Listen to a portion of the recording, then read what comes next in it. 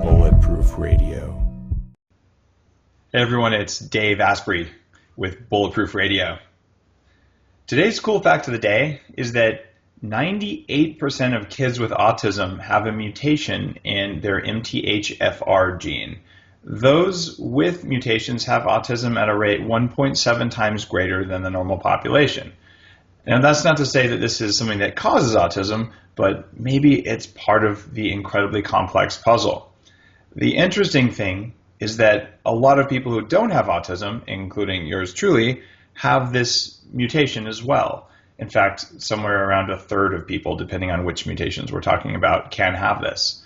So today's guest is going to talk about this specific mutation, how to tell if you might have it, how to test for it, and what the implications are for human health, not just around autism, but around everything.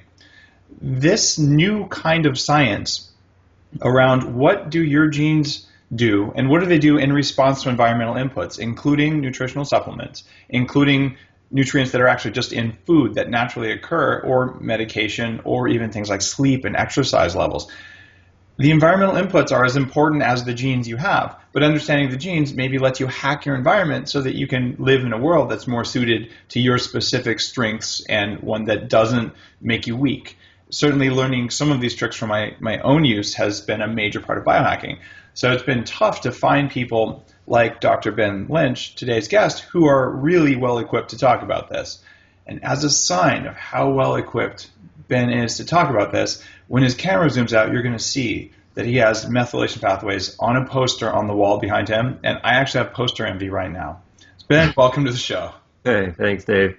Well, I've got old biohacking equipment envy and 5-year-old brain envy from your previous story. So, if you're watching on video on iTunes instead of just listening in your car, behind me there's a blinking light, and what that is part of an old bar game that tests your memory, probably from around the early 1980s. So it's a very old video game, but it's one that just tests your ability to remember a string of colors. And my 5-year-old Alan has just about doubled my top score. And in fact, it's kind of amazing what he can do. He just sits there and remembers these long, long strings of blinking lights that are incredible. So it's one of the few video games he actually gets to play, but man, he begs for it every day.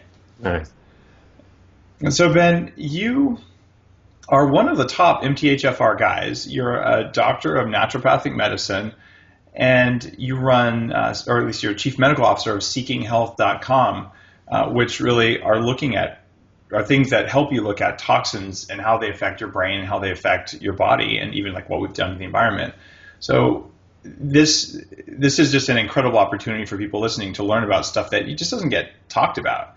But I want to know, how did you get into this stuff? Like, this is about as kind of esoteric and unusual for a naturopath or a Western physician, either type of medicine, to get into. Like, how did this happen? Well, it happened, I think it's always been a passion of mine to identify the root causes of illness. Just like you, trying to find and pinpoint the most effective things you can in order to promote health and prevent disease. And so when somebody asked me about bipolar disease, and I was just rattling off our usual things that we do in holistic medicine to improve this condition, I said, I'm kind of stale on my research, and I'll just check it out. So I typed in bipolar, and I knew I had to do something with folate, so I typed in bipolar folic acid, because back then I didn't know that folate was the appropriate term. So I typed in folic acid, and one of the first papers that popped up was something about MTHFR, and I didn't know what the heck that was. So I typed that back into PubMed, and out came this laundry list of main headings in PubMed talking about cardiovascular risk, cancers, autism, infertility, preeclampsias, depression, bipolar, anxiety. I was like, oh my God. And that's in the title of every PubMed paper talking about MTHFR on the first page. So I said, okay, why haven't I heard about this? And so I just started digging more and more and more about it. And then I discovered that it's so central to our biochemistry. And if I turn this off now, I don't know, can you see my nerdy little calendar here, pathway planner over here. That was a fast transition for people not watching the video. That's right. We're talking about that poster on his wall, and his camera finally zoomed out for us to show us this giant, incredibly complex interlocking set of circles that shows what we know today about how our body detoxes and processes certain things. So it's remarkable science there, kind of hard to follow if you're not seeing the camera. And so you were saying that you really were like, okay, bipolar, what's the deal? And you found an unusual study, and then you dug deeper. And what did you find when you read some of the papers on MTHFR? Well, the first thing that hit me was MTHFR kind of, well, big time affects our ability to metabolize that conventional nutrient that we find in our processed foods, and which is folic acid. So folic acid for the general person isn't that great by any means, but it's still useful. I mean, it has reduced neural tube defects. It has reduced certain conditions and so on. But at the same time, those with MTHFR or other interruptions in the folate pathway cannot metabolize that folic acid very well. And so we're left with this nutrient of folic acid that should be helping the general public, but it's actually not as well as it could be, because the actual type of folate that our body uses, it has to be converted into methylfolate. And so folic acid is way, way up here. It's basically if you're building your house and you just have a foundation laid and that's all you've got, but you need to have the roof and the windows and everything else, and you have to get all those steps done. And the very bottom step, you got your furniture in your house, and that's MTHFR producing this end product of methylfolate. And if that's not working very well, then the body's number one form of folate is not in the amount it needs to be in your blood, and it's actually quite low, and the downstream effect of that is very, very significant. I mean, we're talking neurotransmission, cancer prevention, energy, and so on. I mean, it's really significant. So if you're listening to this right now and you go to your vitamin cabinet, and it's amazing how many houses you go to that have a vitamin cabinet. In fact, more of them do than don't these days. In my experience, this is where you keep the 1, 2, in my case, way more than one, bottles of supplements that you use sometimes or every day. And turn anything that has a B complex label on it, or anything that's a multivitamin, just turn it over and look and see if it says folic acid. And the odds are that it says folic acid, or even worse, it says folate in parentheses folic acid, which is a slight mislabeling.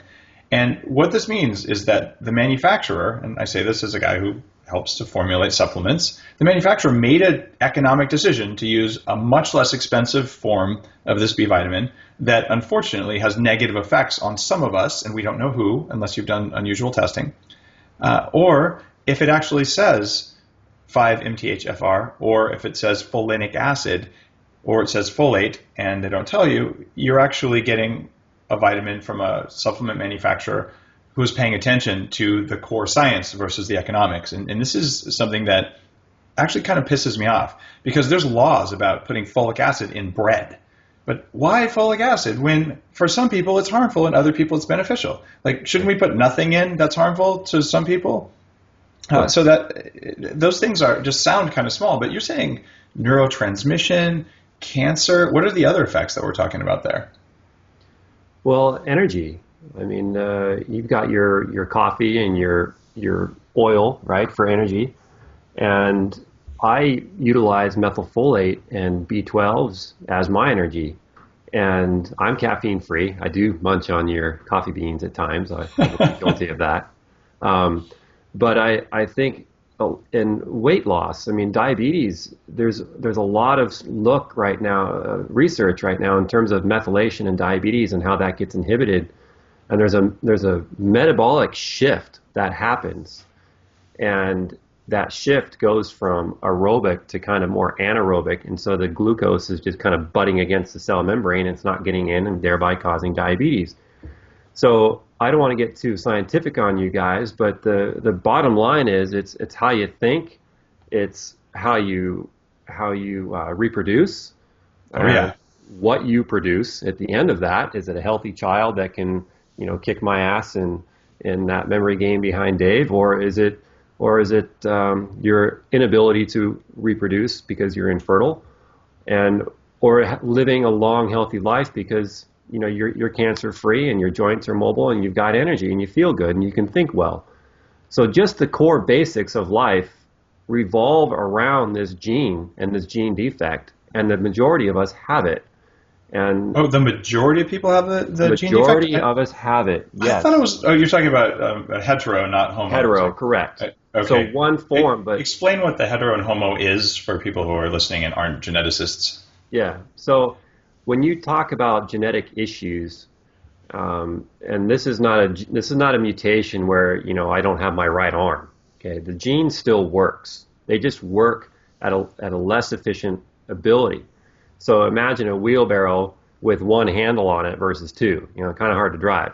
So if you've got the MTHFR genetic defect, which limits your ability to convert, basically, to simplify things, folic acid into the body's number one form of folate, which is methylfolate, you have a reduced capacity if you have one bad copy, which is heterozygous, and you get two copies. You get one copy from your mom, one copy from your dad, and they reproduce, and you get one of each.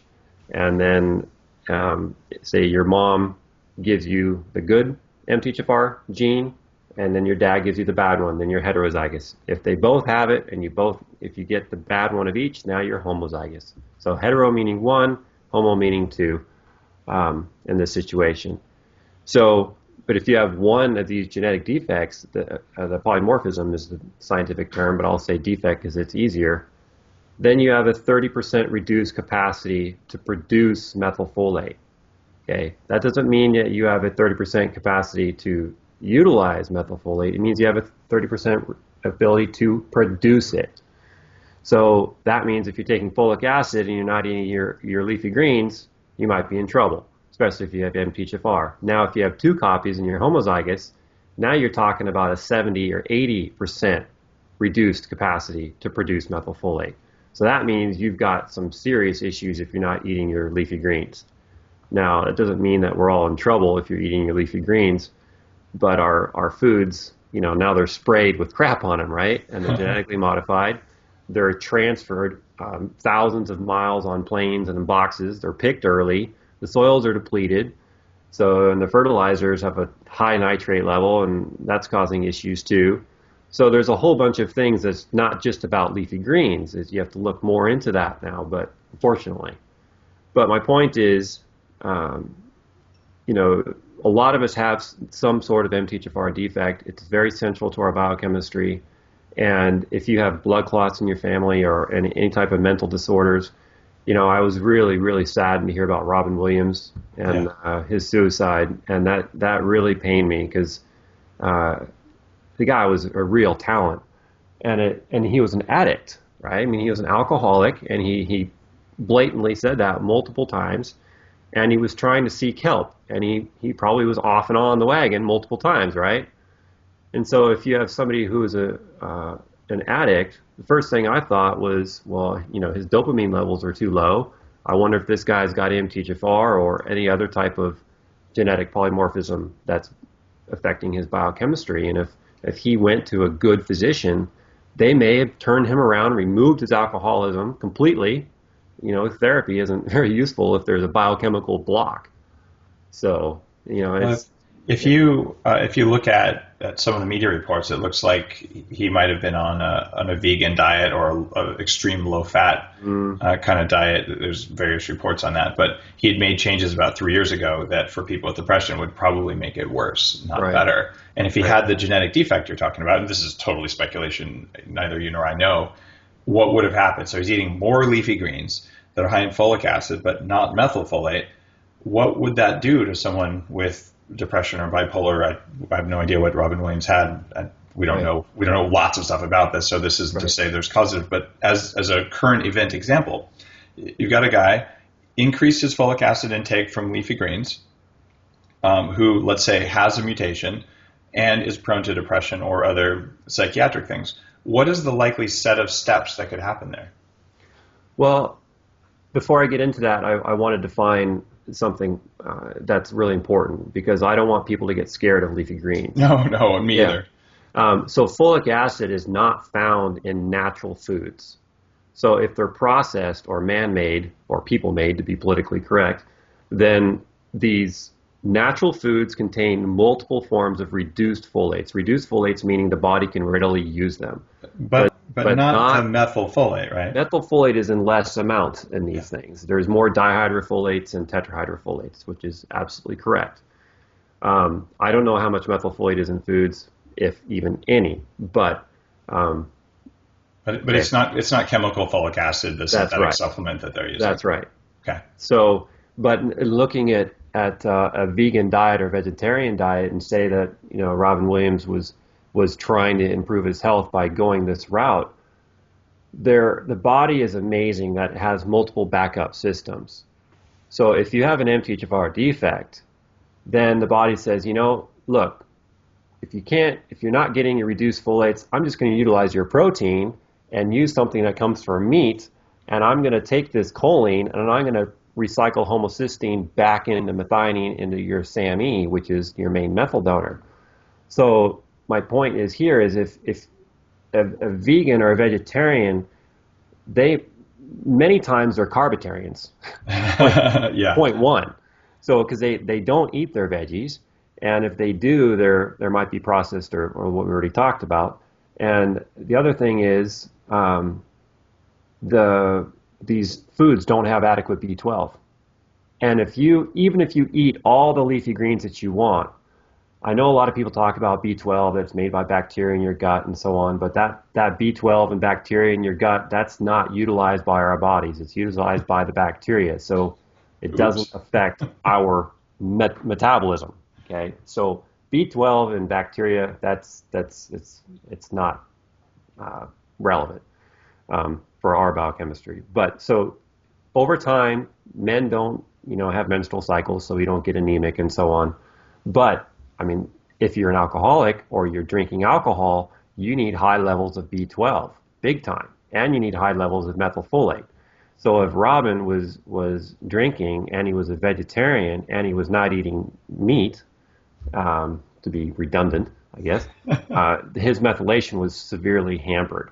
So now his ability to produce neurotransmitters and also to eliminate neurotransmitters is gone down the tubes, and also his ability to turn on and off genes has gone down. So, and I believe he started getting some form of Parkinson's too, right? I'm not certainly not an expert on all the things that are going on with them. Yeah. So, but that just kind of shows that not only do we have a neurological disorder, but now we have a mitochondrial disorder and a neurological disorder.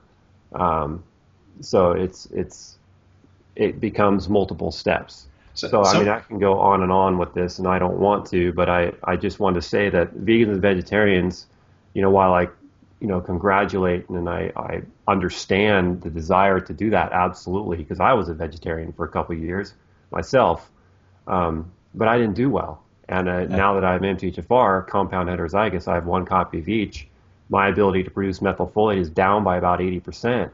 It kind of makes sense why I didn't do so well with that. So I wasn't getting my B12, and I was exposed to Roundup on the ranch, and a lot of hard work and processed foods and so on. So I think that we just have to keep in mind that strict lifestyle and diet. I know you're writing a diet book. These diets are potentially dangerous. So except Dave's. Well, I mean, it's possible mine's potentially dangerous, but I'll be damned if I could find out, the mechanism for that, and if so, I'll modify it with the next rev that comes out, because that's what science does. But I was a raw vegan for a while, and I also started to. I had very definitive benefits. Most people do for the first 3 months because they get an upregulation, actually, of mitochondrial function from the surge of omega-6s, but it's short-lived. They feel good. They think that this diet makes it feel good. Then they start to go down. I call it the vegan trap. And it's not like a bad thing to be vegan for a short period of time, but if you do it for a long period of time, some of the biochemical pathways we're talking about are become more and more important.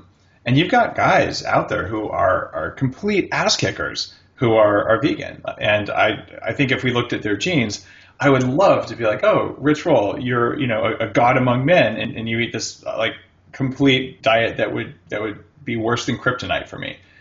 And what's the genetic difference between us? And we're working on solving some of that. And I'm talking with a bunch of different companies today who are looking at getting your genetic sequencing from 23andMe or from another service, and then crunching it and running it against thousands of different little data points we have to come up with, like, maybe you're more carb tolerant. Maybe, you can have 100 grams and you can only have 30 grams. Maybe you're okay on folic acid. But we just don't even have the basic science done for probably 99% of those things. And it'll come over time. In the meantime, what you're doing is very much pioneering by looking at this one thing, because it affects, you said the vast majority. You think, what percentage of people have at least one of the two defects that they could have? Well, it depends on your ancestry. I mean, the Italians, Hispanics, my goodness, Chinese are very high rate. I'm talking 50% of the population have 2 copies of the MTHFR, so they're homozygous for that. So upwards of 50% of those ancestral groups are very, very prone to having MTHFR homozygous. So if that wasn't enough, or if gluten intolerance wasn't enough to get you to not eat like flour and grains, if you're from one of those genetic ancestries, you said Hispanic, Chinese, and Italian? Yes. Then the odds are, at least in the US, you're getting folic acid enriched flour when you eat wheat products that are likely, genetically more likely anyway, to cause problems with you. Yeah, and it's if you go, I've only been to Mexico a couple times, and I was not in the rural, beautiful parts of Mexico. I was in Tijuana getting my teeth fixed. But they eat a lot of meat, right? Yeah.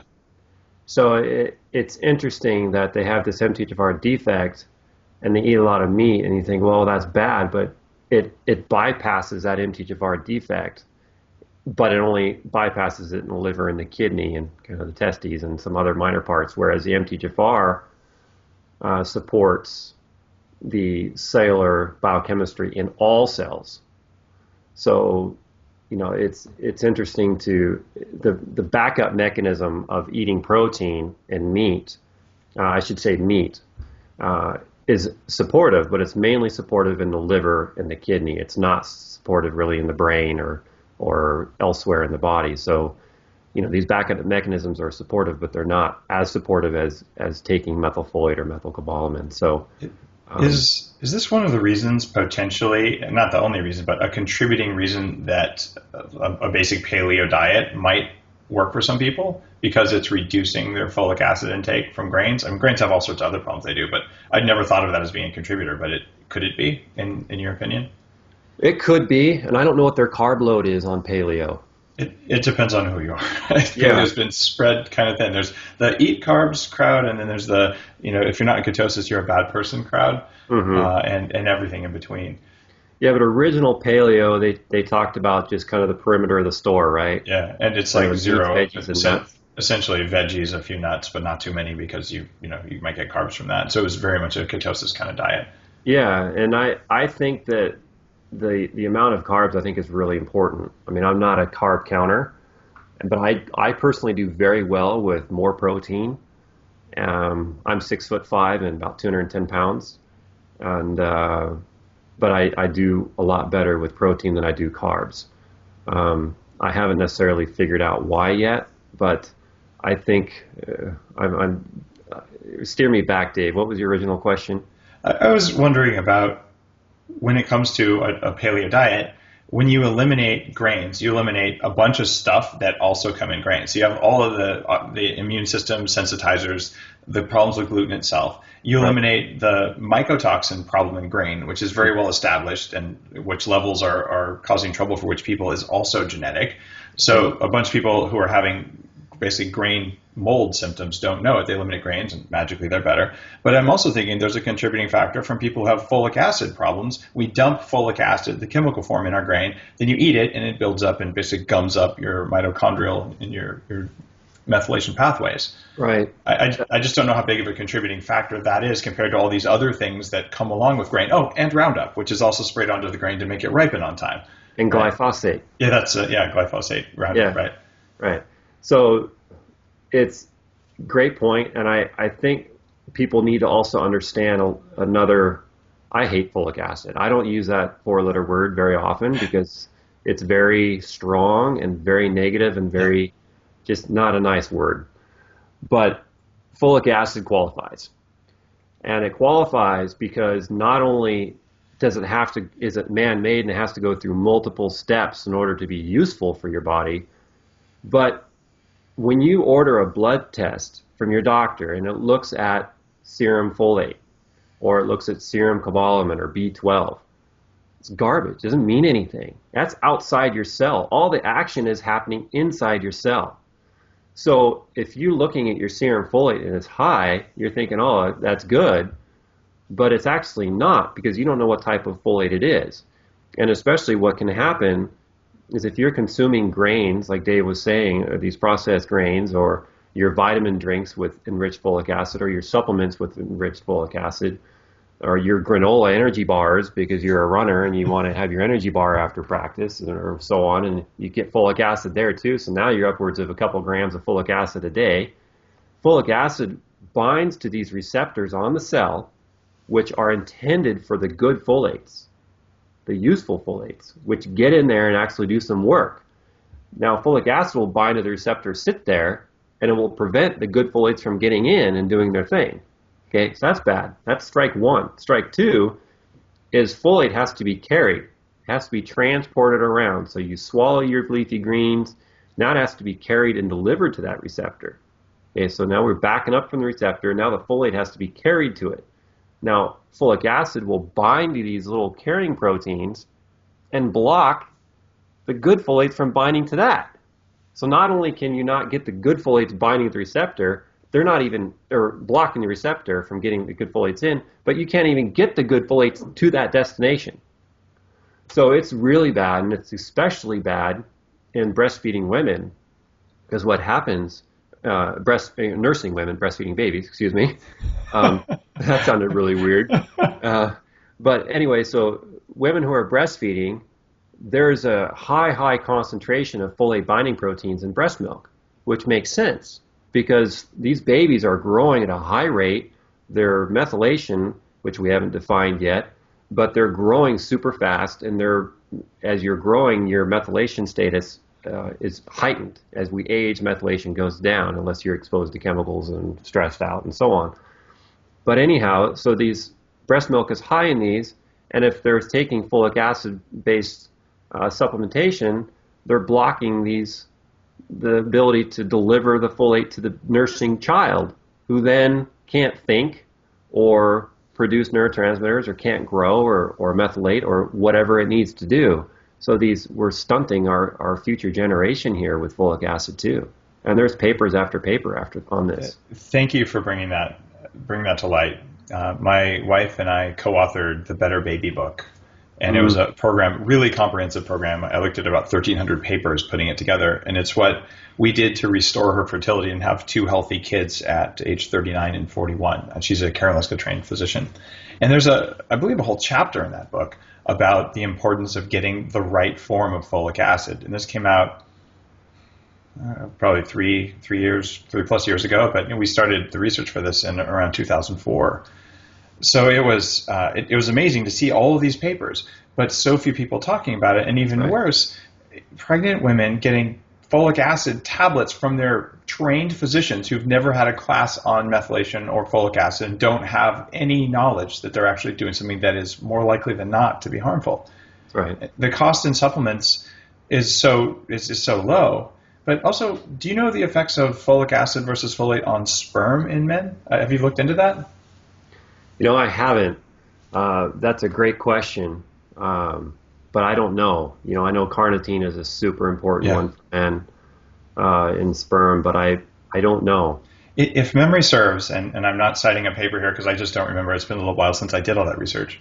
If memory serves, there is an effect from it in some people. And like, wow, I think it has to do with actually production of the sperm, not their motility. But it's just one of those things where it doesn't really have a business being in supplements. And when I'm the last guy to say we need more government regulation of supplements, which are the drug companies have been trying to take over that business for 20 years now. But this is one of those times where like, wait, this is well known to be bad for a huge number of people, and there's no reason to be using it, yet we still do it. And that kind of research on what the next generation gets, both from what mom took even before conception, as well as during pregnancy and then during nursing. Like, it's a simple upgrade to go from folic acid to a better form of folic acid, and you don't need to get a blood test or anything weird to do it. No, you don't. And a lot of people ask me, should I test for MTHFR? And should I test for this genetic polymorphism? And I said, well, it depends on who you are and what type of doctor you're associating yourself with. And if you're not happy with your doctor, you fire him. I mean, you fire him. It's your right to choose here. And you are a licensed physician, just so we're clear on this. Yeah, I am. Right. And right there is my diploma, and I don't have my license, from the state of Washington, but I think it's in my wallet. But anyway, yes, I'm a licensed physician, and when I was working with patients, and I'm a hard ass, and I demand people be compliant, and I demand a full disclosure of your history. You don't hide things from me, and that you got to build trust and rapport, and you don't give me the doorknob diagnosis of your chief complaint, or the doorknob thing is like, oh, by the way, I have HIV, or oh, by the way, I was born with two heads initially. You've got to be absolutely clear with your physician. It's a team environment, and if you're not feeling that collaboration, or your doctor isn't giving you the time of day, they're just shuttling you in and out, you got to fire them. You got to move on. And if you're bringing the research and you're doing all the homework for your doctor, you got to move on. So, and my point here is your health is super important. You live once, maybe more than once, who knows? But I think you got to take charge in your health. And when I was working with people, I put them through this, and I do consult still for some people, rarely, but I do. And anyway, I tangentized. That's a word I made up, tangentized, again. So anyway, sorry. It's funny. I spent most of my career in Silicon Valley working for companies founded by Indians. And it's very common when someone learns English in India that they'll basically verb their nouns. So anytime you want to verb a noun, I'm totally comfortable with that, although all the grammar police listening right now are probably like I understand. It's actually kind of cool. I do it with my kids a lot because it really makes you think like, oh, wait, language can do that. See, now there I tangentized. But what we're talking about there about, like, you actually said fire your physician. And it's funny because at the very start of really a lot of my path, something was going wrong. And I went to the doctor about 15 or so years ago, Palo Alto Medical Foundation, and I said, something's wrong. And he kind of gave me some rigmarole, and maybe it's your blood sugar. And so I started pricking my fingers. No, it's not my blood sugar. I have holes in all my fingers, but I have the data. Like, really? And when I told him vitamin C would help me, and I actually felt better when I took it. And now I understand that was from a glutathione increase, most likely. But he basically said, stop, it'll kill you. And I said, what about Linus Pauling? And he said, Linus who? Now, if you're listening and you don't know who Linus Pauling is, that's okay because you're not a doctor. But Linus Pauling had 2 Nobel Prizes. And he took 90 grams of vitamin C a day and was one of the leading researchers on what it does. So this doctor told me 3 grams would kill me. And when he didn't know who Linus Pauling was, I said those words, you're fired. And I walked out of his office and I didn't pay him. They just spent like 3 years trying to collect it. I'm like, no, services weren't rendered. Yeah, good point. And so that said, I've run the Silicon Valley Health Institute, an anti-aging public education nonprofit group, for a decade. The last thing you want to do is go to your doctor and be hostile, but you want to be listening. And if you bring data and you bring your own tests, your own genes, whatever, say, I want to look at this, and you're not being heard, that is the time to basically insist on being heard. And if you're not getting heard, then it's time to find someone who's going to listen, because you're paying them to listen, and you're paying them to diagnose and to help you be your partner in getting well. And it's amazing if you come in hostile, like a good physician, all the guys I respect, if you come in hostile, they're going to give you a little while to show they're trustworthy. After that, they're going to give you this, the middle finger. They're going to fire you as a patient, and I respect doctors who do that greatly. Sorry, I can't help you. So you got to come in looking for a partnership, and if you don't get one, then you got a problem. Mm-hmm. Yeah, and being a physician is not easy. I mean, your main job, I mean, doctor, it comes from the root docere, and docere means to teach. And our job is to teach people, how to live. And we don't do that anymore.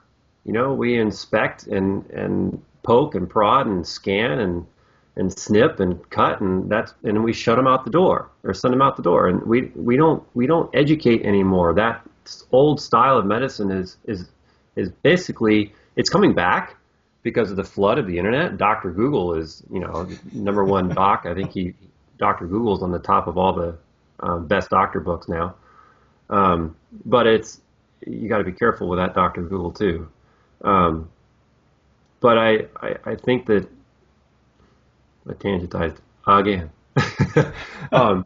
But it's the rapport is super important. And we're talking about a genetic mutation here, MTHFR, but the point of firing your doctor is important because a lot of doctors are going to, the old saying of poo-pooing this, they're saying it's insignificant. I cannot tell you how many people have recurrent miscarriages or their pulmonary thrombosis, or they're throwing recurring clots all the time, or they're looking at their whole line of their family dying of early heart attacks. And they're thinking, what the hell? And they find the MTHFR and they've got a significant SNP. They're the homozygous 6774, and the doctor dismisses it. And you can't dismiss that. It's important. Research is loaded with facts. And so my point is, if you go in, and this all started about who should test for MTHFR or who shouldn't. And basically, if that doctor dismisses the fact that you want to test for MTHFR, or you've brought in the test result for MTHFR and they're dismissing it as important, it's bye-bye.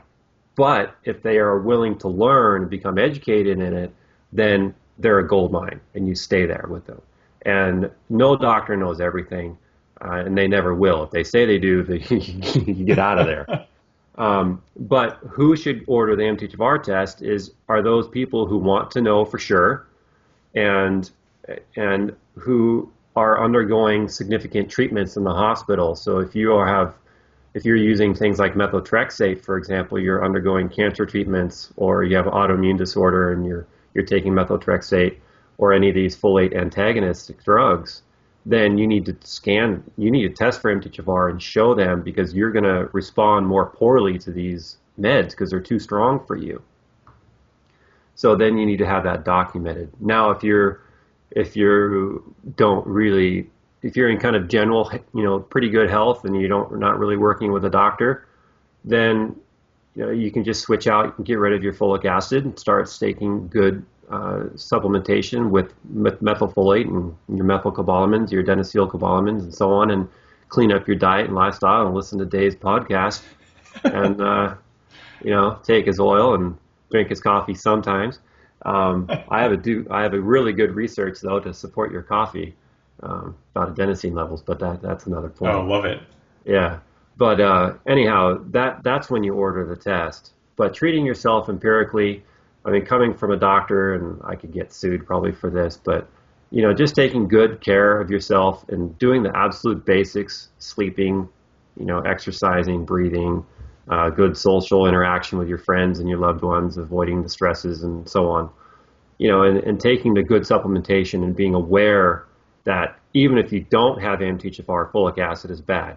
Remember, because it binds your receptors and it blocks your folate, your body's ability to carry folate. So folic acid is bad for everyone, whether you have MTHFR or not. It really is.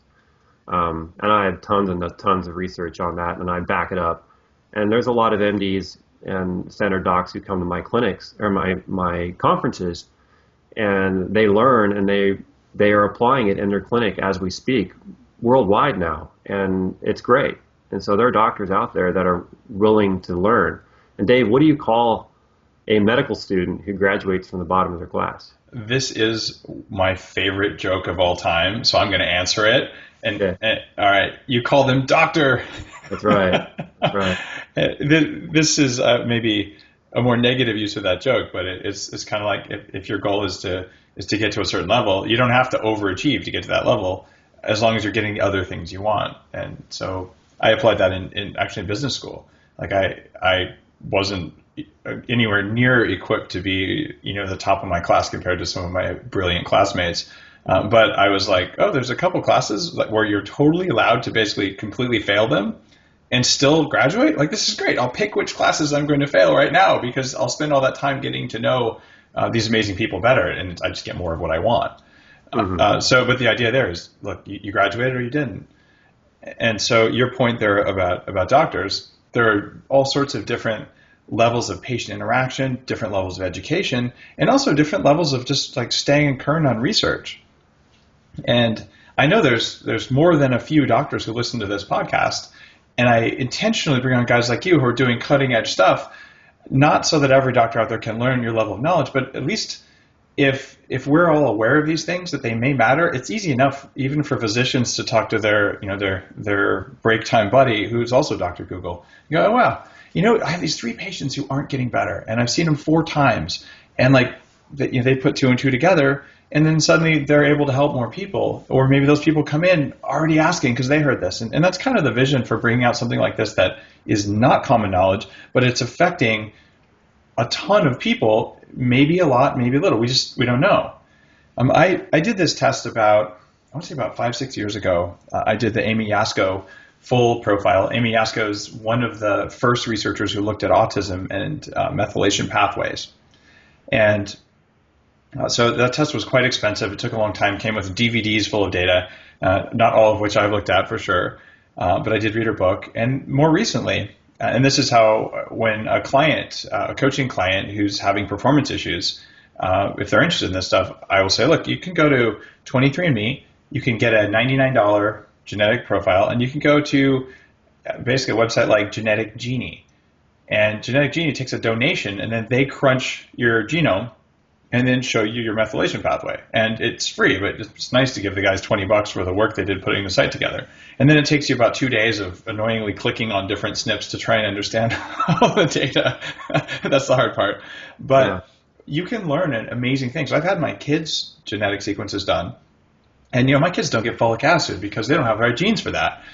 And that's just kind of how it is. But I know, and most people don't. So the idea is that if you can afford to have an iPhone to listen to this, you can afford to be in a car to listen to this, you're talking about $100 to know if you really want to know. Or you could just say, I'm going to switch to a better form of multivitamins, and I'm going to stop eating enriched grain products, which I shouldn't eat anyway.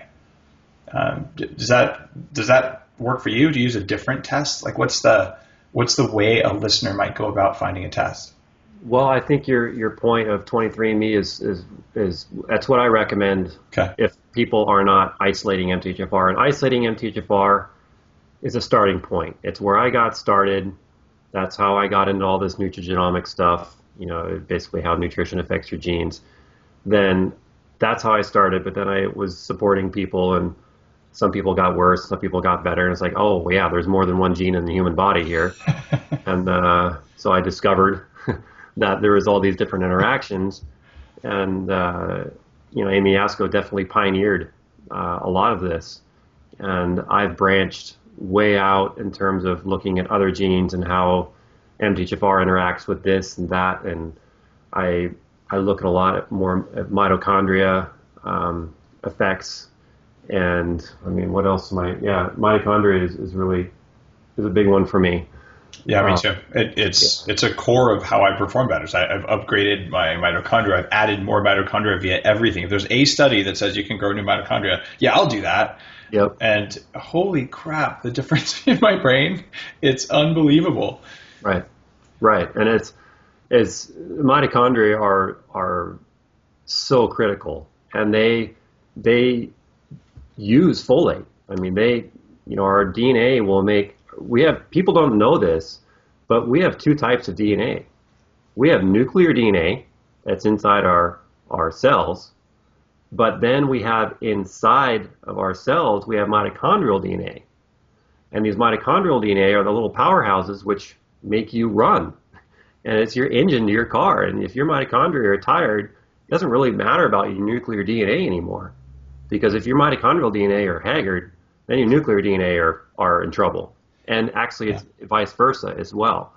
But, the mitochondria is so, so, so important. And that's going to be my next conference, about talking about mitochondria and the effect of methylation on it. Ooh. And cancer as a whole metabolic shift. And I presented at Cancer Treatment Centers of America, and I totally, God,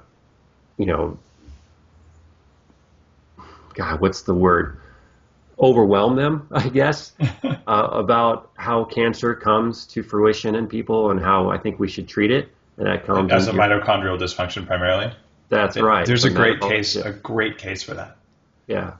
So, and that was my most exciting discovery of how methylation is connected to mitochondrial function and metabolic shifts. I was so excited when I found that.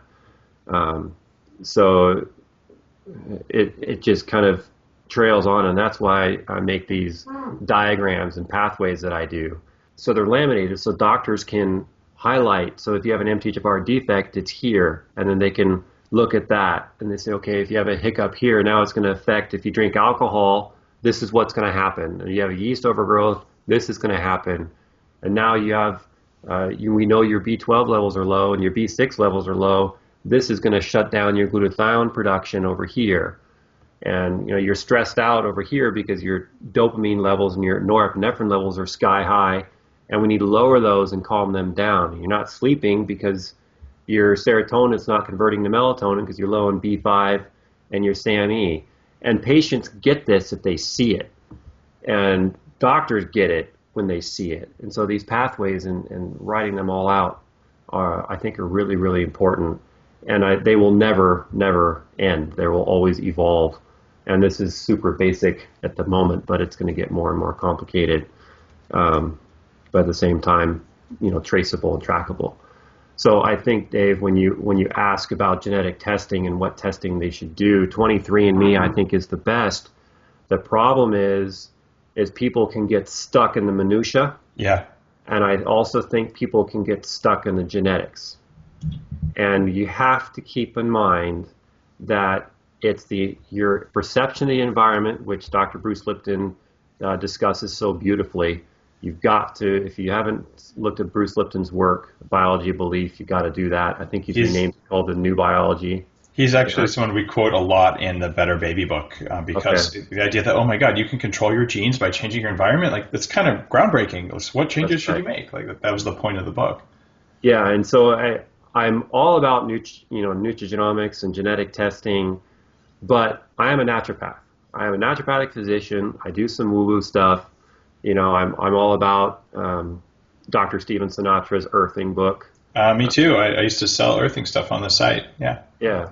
And I think that it's so human. It's so, every living being is barefoot except us. I'm barefoot right now. Yeah. Oh, you got me beat. I'm wearing socks. But you're not on grass, are you? You don't have grass in your kitchen. No, I do have an earthing mat under my desk and a sleep induction mat, one of mine, the spiky ones for acupressure. But I'm kind of a bit of a dork that way. You are the true biohacker. That's amazing. Well done. But we have to keep in mind, if you do the 23andMe testing and you have the MTHFR defect and you have COMT and you have all these other ones, that's important to know. It's really important to know. But don't get stuck on that, and don't think that you need to take methylfolate and 7.5 milligrams of Deplin, because some doctors, if you get diagnosed with MTHFR, the first thing they do is they reach for the script and they give you 7.5 or 15 milligrams of Deplin. What is Deplin? I don't even know that stuff. Yeah, Deplin is a pharmaceutical drug made by Merck, or it's PamLab. Actually, it's PamLab in association with Merck, I believe. But it's 7.5 milligrams or 15 milligrams of methylfolate. Now, the RDA of folic acid is 400 micrograms. Okay, so we're talking 15 milligrams. And I've had clients in the past that they gave a couple milligrams or even a milligram to their child, broke car windows, broke house windows, beat up other kids. It can cause serious aggression. It can cause palpitations, heart attacks. It's very, very strong. So ease into this stuff. It's very potent, very, very powerful. So if you go to a doctor, they diagnose you with MTHFR, and they write a script for Depo, you say, whoa, whoa, whoa, whoa, whoa, whoa. Let's maybe try a lower dose first. And if they're not receptive to that, then I encourage you to just not fill that prescription and work up. You might need the 7.5 milligrams because you have folate receptor antibodies, or there's other issues, your cell membranes are screwed up because your oils you're not taking good oils. There you go. Bad oils will ruin membranes fast. Yeah. So actually, I was wrong. Do you know the half-life of oils in cell membranes? That's a great question. I don't. I didn't either. This is part of the research for the Bulletproof Diet book, by the way, bulletproofdietbook.com. Please pre-order if you like this podcast. Help it succeed. Anyway, I found this weird piece of research that was well done. 600 days is the half-life of fatty acids in your cell membrane, which means if you start eating healthy fats right now, about 2 years from now, half of your cell membranes will be built out of healthy fats instead of oxidized omega-6 fats. So it's like it takes time to make that change. And you have to be avoiding things which damage the cell membranes at the same time. It's something that's just not talked about, but it's fundamental to life. And it's an old analogy, but the idea of a car, like how do you make your car engine run a little bit faster? Well, the air intake filter, you change that, add a turbo, add a supercharger, increase the octane of your gas, all these little tweaks you can do. Your mitochondria have different pathways, and you can do things like increasing ketones, like brain octane oil can help you with that. The Bulletproof diet can help you with that. And then you do things like what we just discussed. Get the right form of folate instead of folic acid and look at how the performance of your actual energy generation changes. And when you get all these little tweaks down, or some of them down, you should feel better. And like you were saying for cancer, if your mitochondria work, your chances of getting cancer are lower. So it's profound what's out there. But it seems like we're just uncovering the surface, and there's so much more we can do for anti-aging and just for feeling good. Yeah, and I think too, Dave, I think it's really important for people to know that fatty liver is on epidemic proportions right now. And there's a formula. If you Google fatty liver calculations or fatty liver mathematical model, there's a model now that's developed so physicians can diagnose fatty liver. So if you have GGT should be ordered. So GGT, ALT, AST, these are markers of liver inflammation. And if your liver is inflamed, you basically are getting your fatty liver. And fatty liver, what's that? Oh, sorry, I thought I heard a pause there. I would say, should we just be calling it fruity liver instead of fatty liver because of the fact that fructose causes fatty liver, or is that just me being alarmist? No, fructose is definitely bad news. Okay. Yeah, fructose is, I was thinking Fruity Pebbles. Or there you go. I watched a lot of Flintstones when I was a kid. So I've had many a bowl of Fruity Pebbles, and they're better than those Cocoa Pebbles. They just are because of the colors. I got to give you that. Yeah, but do they have those real blueberries? Not like Batman Crunch. Yeah. What was that? Mike Adams saw that where he said with real blueberries, and they're just corn syrup and FD&C. Oh, that's evil. Number one. Yeah. So anyway, but that comes in, and adenosine levels. No lab is really checking adenosine except for one or two. And adenosine is super, super important because if adenosine is elevated, then that triggers hypoxic inducible factor gene, which then shifts your metabolism to lactate. So you're shifting from an aerobic metabolism to lactate metabolism, which is what your cancer wants to run on. I'm actually training myself to have better cellular oxygenation. I spend an hour a day right now breathing through a Darth Vader tube that filters oxygen out of the air. I'm going to be writing that up soon, but it's wow. It's remarkable. Yeah, you got to monitor all these things if you really want to kick ass. These little tricks can somehow do things to the small parts of your body that let your brain, at least in my case, man, it lets me do things I couldn't do before. What's that tube made out of, though? It's actually a high BPA Roundup infused plastic. Perfect. Okay, that's good. That's good. So now there's a question. We're running up on the end of the podcast. There's a question that I I've asked every guest on the show.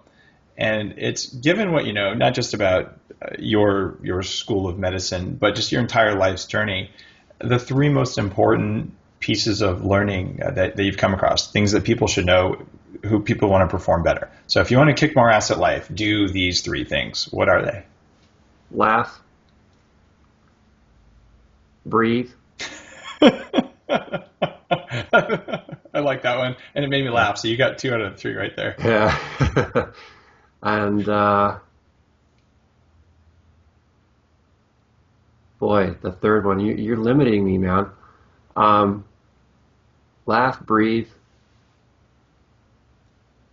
and I would say eat well. I think are would be really important. I mean, of course, there's a lot of other ones, but you're limiting me to 3. So eat well, and we can talk about chewing, but laughing is super important, because if you're stressed out, you're burning through your methylation faster, because cortisol stimulates your methylation pathways faster, so you're burning through it quicker. If you're stressed out, you're upregulating a pathway called kynurenine, and then that can trigger immune escape. So if you're stressed out, you cannot fight infections in your body. If you're stressed out, you can't secrete enzymes to absorb your food and digest your food and get the nutrients that you need. You're stressed out, you can't sleep. If you're stressed out, you can't have good relationships. Stressed out, you can't love yourself or enjoy yourself. And you turn to other things which make you enjoy yourself and bear with yourself, such as smoking and drinking and eating a lot of carbs. So I think laughter and eating and breathing is super important, because oxygen is so vital to us. I mean, oxygen is what runs us, and oxygen and water is super important too. But we can combine that to eating, right? There you go. Good old carbon, hydrogen, and oxygen. Yeah, and electrons. And electrons. So that's probably a whole other podcast on what electrons do. I know we're right up on the end of the show, but ozone therapy, which is all about electron donation, has made a huge difference in my health and performance. And I talk about that. But getting off topic again, because we could talk about all sorts of cool stuff probably for 2 whole days. Would you tell listeners where they can find more about you, your Seeking Health site, how you'd like them to find you? Okay. Yeah, so seekinghealth.org is Seeking Health Educational Institute, and that is an area for the general public and health professionals, and I have a lot of information there. And seekinghealth.org/gift will get you a video on folate metabolism. Now, it's nerdy and dorky, but at the same time, it will really educate and open your mind about what folate is.